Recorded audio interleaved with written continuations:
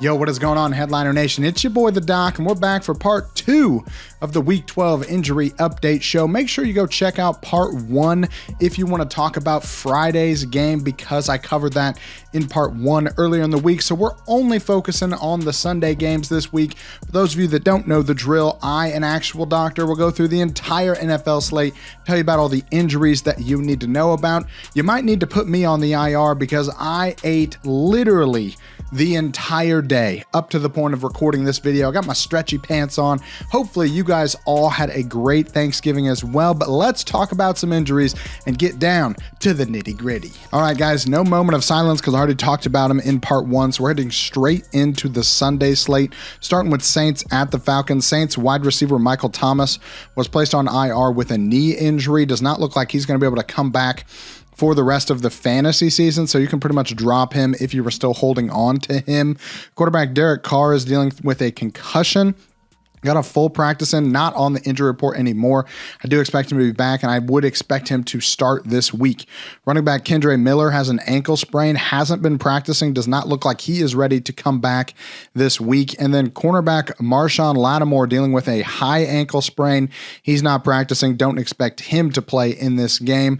For the Falcons, we got kicker Younghoe Koo dealing with a back injury. Didn't practice Wednesday, limited on Thursday. Thursday reports, I'll be honest, this week are pretty much useless because a lot of teams took the week off, took the day off, that is, for the holiday. So if I say they were limited, that's a projection for the rest of this video. I'm not going to take the time to tell you which teams practiced and didn't practice. Just assume most of them did not actually practice. But the kicker for the Falcons is dealing with this back injury. The team did sign a new backup to the practice squad, Matthew Wright. They could bring him up on Saturday if they don't think Koo is going to be able to play. So if you're planning on starting him, have a backup in place or be ready to pick somebody up early on Sunday. Moving on to the Steelers at the Bengals. Steelers wide receiver George Pickens has a shin injury. Didn't practice Wednesday, limited Thursday. Doesn't appear to be serious, so I'm not expecting him to miss this game, but just be aware he is a little banged up. Safety Minkah Fitzpatrick still dealing with that hamstring strain, not practicing, not expected to play. For the Bengals, wide receiver T. Higgins has his hamstring injury. Haven't seen him since week 9, and it doesn't look like he's going to be able to suit up again this week. No practices is concerning, given that we're just a few weeks away on this hamstring injury. I'd be shopping Higgins right now because it's been a while and we're still not close to him practicing. So I'm probably shopping Higgins if I can get something for him. If you don't have a trade deadline and you're trying to make a push, I would be moving off of Higgins and the fact that he doesn't have a quarterback. I'm not saying you're going to get a lot for him, but there's a chance that you get nothing for him if the Bengals start losing games quickly over the next couple weeks with him out. Cornerback Cam Taylor-Britt dealing with a quad strain. Hasn't been practicing, has been impressive this year, but doesn't look like he's going to be able to play this week. And then defensive end Sam Hubbard dealing with the ankle sprain, limited practices on Wednesday and Thursday. Does look like he's going to be able to come back, even though we have not seen him since week 9. A big of a boost for the defensive line. Moving on to the Jaguars at the Texans. One of the more underrated, nice matchups this week. I'm really looking forward to watching this game. Jags don't really have any injuries to talk about. Texans wide receiver Noah Brown dealing with a knee injury, isn't practicing yet. Looks like this injury is legit. I was a little concerned that it wasn't last week. He didn't end up playing last week. Does look like it's a serious injury, at least serious enough for him to not be able to play. I'm thinking he's probably another week or 2 away. Running back Dameon Pierce, though, coming back, getting a full practice and taking off the injury report this week. Does look like he's going to immediately start working back in with Devin Singletary. Singletary does seem to be at least has played well the last 2 weeks. I would expect him to keep the lion's share of the work, but again, now he's splitting time with Dameon Pierce. We'll see what happens with the split there. Bump Singletary down a little bit. Not really a locked-in RB2 anymore, probably more of an RB3 if he's splitting time. Moving on to the Buccaneers at the Colts. Buccaneers wide receiver Chris Godwin dealing with knee and elbow issues. He's been limited in practice. He's banged up, but it doesn't appear that either one of these issues is anything serious that could cause him to miss this game. He's more of a wide receiver 3 for me. Really hoping on a touchdown to make him kind of in that wide receiver 2 range going forward. And then a lot of defensive injuries for the Bucs right now. Cornerback Jamel Dean has a foot sprain, not practicing, left multiple times in last week's game. Doesn't look like he's going to be able to play this week. Same thing with Levante David, linebacker, dealing with a groin strain. Went down late, didn't get to come back in and look like he was in a lot of pain. Not expecting him to play either. And then linebacker Devin White has a foot sprain as well. Has not been practicing thus far. Didn't appear to be injured during the game last week, so it is possible, I guess, that these are just maintenance days for Devin White. Todd Bowles did say, though, on Thursday that all three of these guys would have missed this game if they were playing on Thursday. So while I think Devin White has the best chance to play, he's still going to be a game-time decision.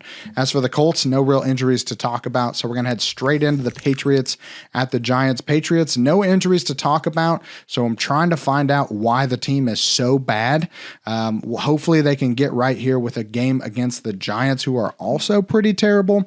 Giants offensive tackle Evan Neal dealing with an ankle sprain, not practicing. He's missed 4 of the team's last 5 games due to ankle injuries, and he's on pace to miss another one.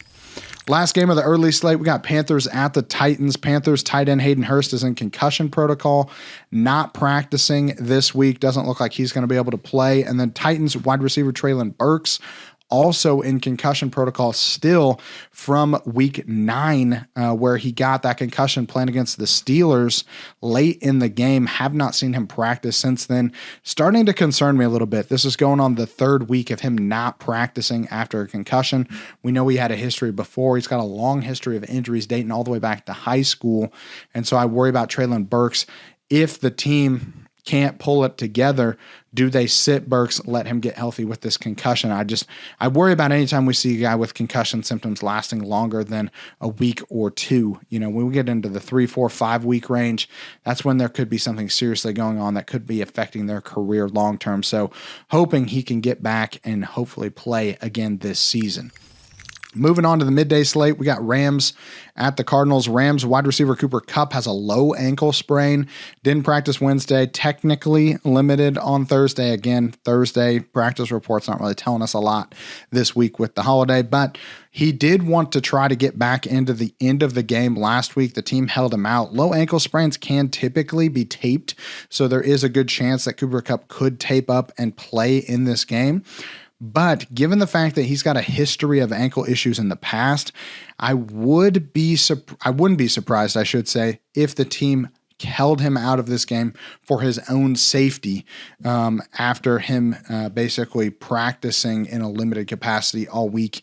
And with that history, I would not be surprised if the team was a little bit more cautious with Cooper Kupp. He's going to be a game-time decision. Wide receiver Puka Nacua dealing with a shoulder injury.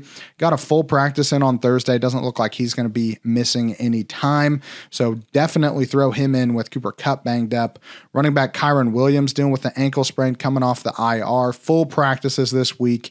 He is expected to play in this game. The team already waived Darrell Henderson to make room for him. Good matchup here against the Cardinals, but remember that first week back after injury is typically a landmine week. It's a week where weird things happen on the first week back, especially coming off the IR. I'm okay with starting him because the matchup is great, but just be aware that we're talking about a guy that has been injured for the last month of the season, coming back in. Who knows what can happen? We saw this last week with Devon Achane dealing with an injury where he came off the IR and immediately aggravated it, and they pulled him immediately. So while I do think it's a good matchup, just be aware it could be a boom-bust week for Kyron Williams. Again, all the signs are he's healthy, though. I'm probably still throwing him in my lineups if I need him. As for the Cardinals, they got some wide receiver injuries to take a look at. Marquise Brown dealing with a heel injury. Limited on Wednesday, technically was a DNP downgrade on Thursday, but again, doesn't really tell us a whole lot. Today's report will tell us a lot more, though, so keep an eye out on Marquise Brown. Hopefully get some practice schedule in. If he is able to practice in a limited capacity, I think he'd play, but for right now, he's going to be a game-time decision. Wide receiver Michael Wilson dealing with a shoulder injury, not practicing at all this week. Did suffer a setback last week, and now looks like he's on pace to miss another game. Greg Dortch, Rondale Moore going to be two healthy receivers for the Cardinals this week. If you're looking for a big-time dart throw, wide receiver 4 flex type, Greg Dortch got a lot of targets last week, actually led the team in receiving. So make sure that you're picking those guys up if you need an absolute dart throw. Moving on to the Browns at the Broncos. Browns cornerback Denzel Ward dealing with a shoulder injury, not practicing, was described as serious. I would expect him to miss this game and probably multiple weeks. Kind of a big blow for the Browns secondary. As for the Broncos, no major injuries. And I really honestly can't tell if the Broncos are actually figuring out this offensive scheme, if Sean Payton's offense is starting to work, or if the team is just having great injury luck and playing teams that aren't having great injury luck. The Browns down a quarterback, now playing a backup, down a few defensive players as well. Can the Broncos squeeze out another win against a not healthy team, knowing that they are, for the most part, pretty healthy across the board? Moving on to Chiefs at the Raiders. Chiefs, no injuries to talk about, but the Raiders do have defensive end Max Crosby not practicing this week. This has been a change with the knee injury. He has been limited for the last few weeks with this knee issue, but now not practicing at all. Now, it may be that the team is just giving him extra rest since he's already getting Thursday off because of the holiday. But again, it is possible that this could be something that's getting more serious as the season goes on. I'd still expect him to play. He hasn't missed any games yet until we hear something otherwise. Last game of the midday slate, Bills at the Eagles. Another really great game here. Bills, the secondary is banged up, but really the only concern I have right now is cornerback Dane Jackson. He has a concussion, not been practicing. Doesn't look like he's going to be able to play. And then for the Eagles, tight end Dallas Goedert dealing with that forearm fracture, not practicing. He's going to be a few weeks out still. Very frustrating, though, that they did not put him on IR. I know that there's a lot of people like, do we drop Dallas Goedert? What do we do with him? I would say this. If you absolutely have no other options, I would be okay with dropping Dallas Goedert, but just know I do expect him to come back before the fantasy playoffs. He should be back within the next 2 weeks, even though he's not playing this week. So it's totally up to you. You can drop him, but just know there's probably a chance that he's going to play for somebody in the fantasy playoffs. Sunday night football, though, we got Ravens at the Chargers. Ravens wide receiver Odell Beckham Jr. dealing with a shoulder sprain, didn't practice on Wednesday, technically limited on Thursday, took a shot late in last week's game, didn't return. He did get limited work in technically on Thursday. So I do think that he's going to try to play through this. The Ravens actually did practice on Thursday, so we'll see what happens with that. But again, Odell Beckham Jr. expecting him to play. Wide receiver Zay Flowers, though, technically a downgrade on Thursday. He's going to be a game time decision. I do still think he plays, but I'm going to put him as a game time decision because he's dealing with this hip injury that doesn't look like it really affected him in the game, but again, he could have picked it up in practice. Just keep an eye on it. If he practices in full on Friday, probably a good chance he plays. As for the Chargers, they got tight end Gerald Everett dealing with a chest injury, limited practices so far this week. Looks like he's going to be able to return.